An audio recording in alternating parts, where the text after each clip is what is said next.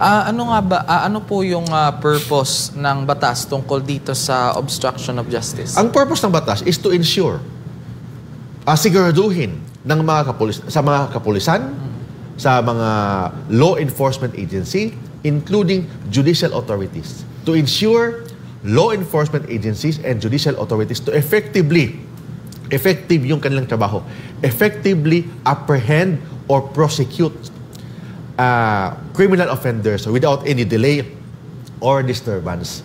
Kasi yung mga kasinungalingan, it may affect the disturbance, may tinatawag na it will affect the proper administration of justice. So mahadlangan ang trabaho ng mga kapulisan, ng NBI agents, including the Department of Justice and the courts, mahadlangan.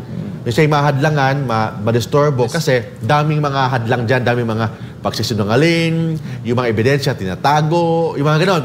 So, ang purpose ng obstruction of justice na batas, kailangan isiguraduhin sa mga kapulisan, sa mga NBI agents and law enforcement agencies, including judicial authorities, na effective ang kanilang trabaho.